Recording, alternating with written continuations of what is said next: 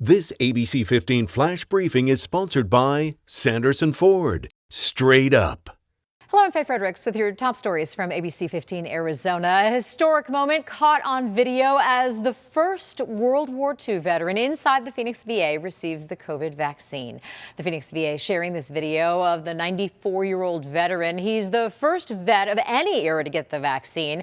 Healthcare workers on the front lines are also getting the vaccine. Today, we were there for the first dozen of the healthcare workers to get the vaccine. We spoke with an ICU nurse who works at the VA about how this will be an extra layer of protection.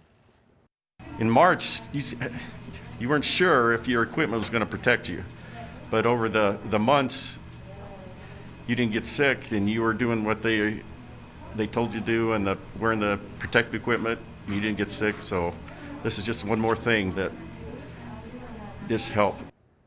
VA has a plan in place for who will get the vaccine first. It includes frontline workers and veterans living inside their congregate care facility and those who are at high risk. And this is video today showing the vaccine being given out on the Navajo Nation. The first to receive it, X-ray technologist Orrin Bluehouse with the Chinle Indian Health Services. While a handful of Arizonans were able to get vaccinated today, our state's vaccine rollout officially starts Thursday. That's when people in Group 1A will start getting the Pfizer vaccine. That includes healthcare workers, EMS, and the residents and employees of long-term care facilities. Even more vaccines could be available in the coming days. On Thursday, the FDA will likely issue the go-ahead for Moderna's vaccine. Today, the FDA advisory panel confirmed Moderna's vaccine's efficacy against COVID-19. It was almost 95% effective. The proposed dosing regimen is 2 doses at least 1 month apart. The document also details the safety profile of the vaccine is favorable with no specific concerns. The vaccines come as the U.S. keeps breaking more records. According to the COVID Tracking Project, in the first 2 weeks of December, the U.S. reported nearly 3 million new COVID cases. This is on track to become the worst month on record when it comes to case counts. Here in Arizona, we added 4,100 new cases since yesterday and 64 new COVID-related deaths. Pima County just implementing a mandatory curfew, and it goes into effect tonight. People being told to stay inside from 10 p.m. until 5 a.m. Board of Supervisors there saying this will likely stay in place until the average weekly number of COVID cases in the county falls below 100 per 100,000 residents. Right now, it's near 1,300. It's another stalemate on Capitol Hill. Congress needs to quickly pass a spending package bill to keep the government from shutting down. But at the same time, lawmakers aren't getting very far on a new COVID stimulus relief package. This is leaving millions of Americans in limbo with the new bill. Democrats want $160 billion for state and local aid, and Republicans want COVID-19 lawsuit protections for businesses.